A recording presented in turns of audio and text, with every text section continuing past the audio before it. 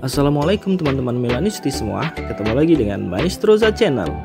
Sebelum nonton video-video kita, jangan lupa untuk di subscribe dan tonton videonya sampai habis ya, supaya Maestroza bisa terus semangat berbagi info tentang klub kesayangan kita, AC Milan.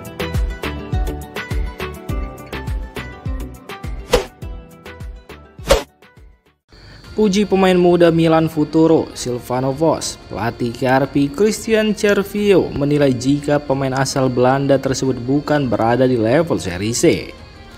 Silvano Vos yang merupakan salah satu dari 7 pemain yang direkrut di musim panas kemarin dengan AC Milan sekali lagi memilih pemain muda yang menjanjikan seperti yang terlihat pada pemain seperti Giancarlo Simic dan Alex Jimenez. Namun meski disebut sebagai pilihan utama tim utama, ia belum melakukan debutnya bersama tim asuhan Paulo Fonseca. Seperti yang disorot La Gazzetta dello Sport, awal yang menjanjikan bagi Vos terjadi setelah manajer Carpi Christian Cervio melabelinya sebagai pemain yang berada di luar kategori pemain yang layak bermain di tim kedua setelah debut di Milan Futuro.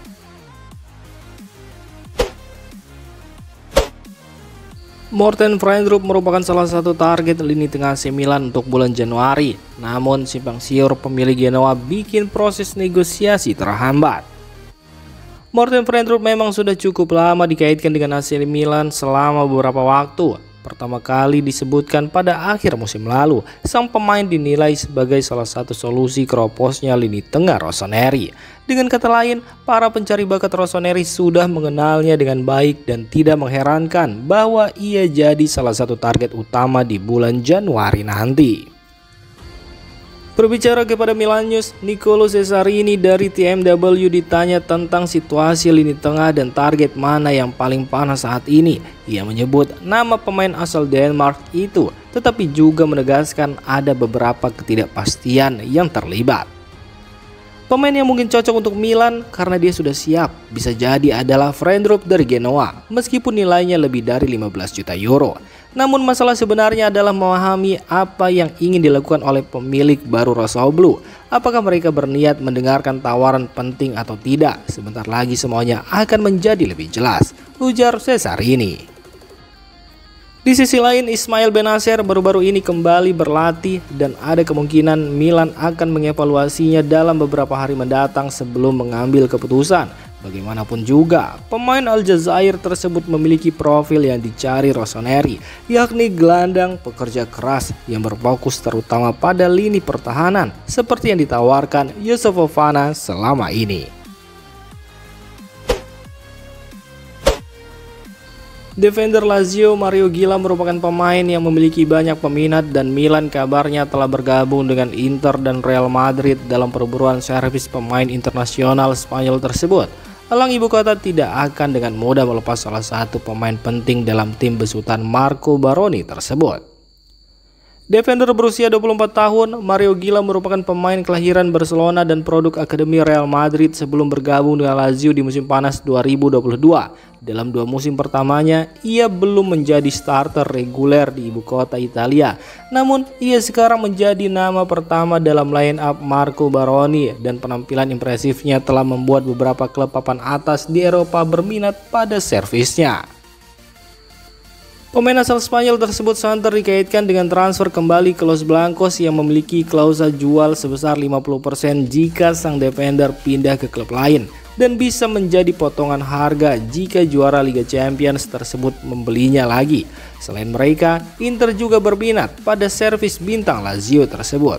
Bahkan menurut kabar terkini seperti dilansir MilanLive.it, Milan juga mengincar Gila sebagai salah satu kandidat pengganti Vicky Tomori dan Malik Thiaw yang santer dikaitkan dengan transfernya ke Premier League maupun Juventus.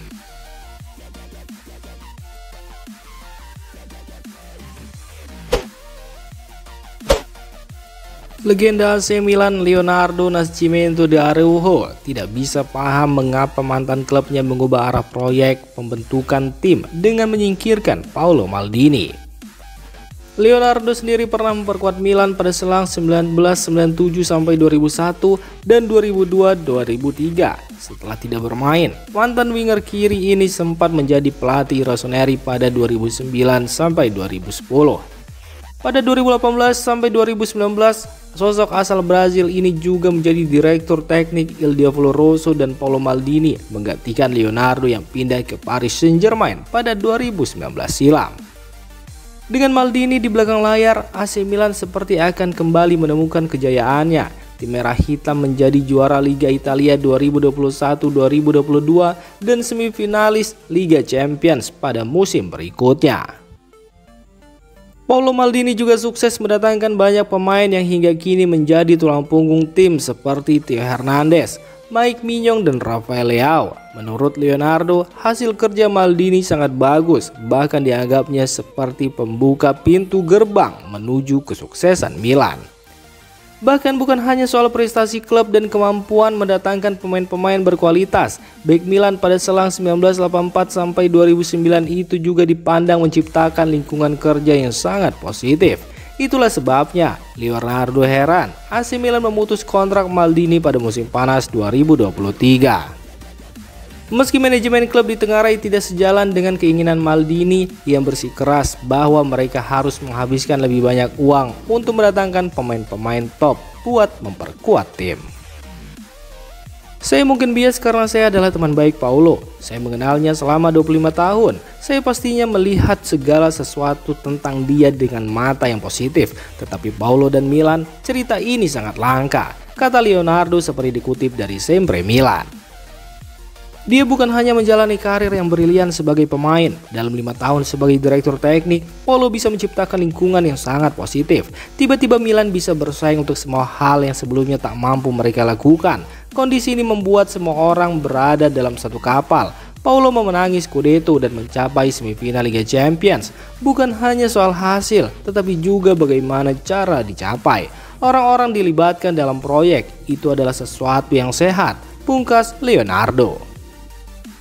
Sekarang tanpa Paolo Maldini di jajaran manajemen klub, AC Milan memperlihatkan gelagat mengalami kemunduran. Saat ini mereka menempati peringkat 8 di klasemen Liga Italia. Jangankan bersaing di jalur juara Liga Italia, AC Milan bahkan berpotensi gagal lolos ke Liga Champions musim depan. Dan jika benar kelak gagal lolos ke Liga Champions, Milan bisa dibilang bakal kembali ke era kegelapan seperti pada selang 2013 sampai 2019.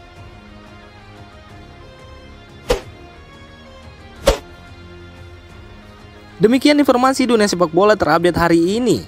Untuk kamu yang gak mau ketinggalan seputar informasi sepak bola Eropa, silahkan like, subscribe, dan share video ini. Terima kasih.